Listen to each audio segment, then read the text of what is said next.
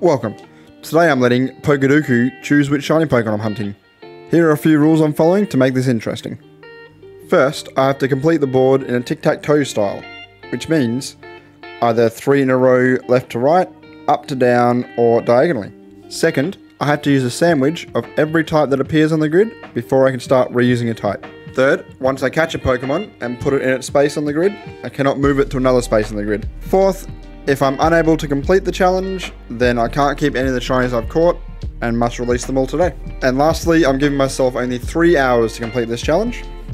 So here's the grid I'm working off, and let's get started. My first thought was to create a poison sandwich, and that way I can go for Oddish and use Oddish as the grass and poison type. And if I couldn't manage to find an Oddish, I could always change up and go for Bulbasaur, also being a poison and grass type, and Bulbasaur could be used as my grass starter if I wanted to. So I tried to catch both of them, but after about 20 minutes I didn't manage to find any, so I decided to switch it up and I went to the ice area.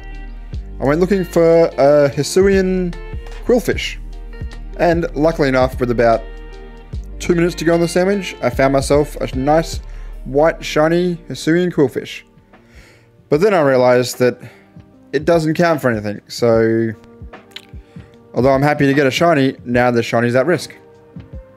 So now if I don't finish the challenge, I have to give up my new shiny Quillfish. The next sandwich I went for was the fire sandwich, and I was targeting a Tepig.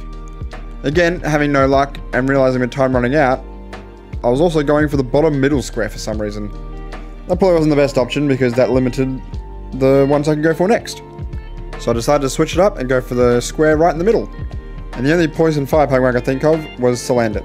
So I went on over to Paldea and I tried to get myself a shiny Salandit. Now I messed up the recording somehow, but I did manage to catch myself one, but only in the vertical view. Well, anyway, here it is. The next sandwich is where my luck turned around. I decided to do the grass sandwich next, and I would go for a starter Pokemon. First one I went for was the Snivy, and I think within 2-3 minutes I managed to get myself a nice shiny Snivy. And I thought I could use that for the Gen 5 starter or just the grass starter depending on what else I caught. Next I decided to go after the Bulbasaur once again, and once again we couldn't catch it. So I decided to swap it up and go for a different turtle, and I went for Tepig. And I think within 3 picnic resets I managed to get myself a shiny Tepig. So that was really cool. And then I spent the rest of the sandwich just looking around what I could find and didn't manage to find much else.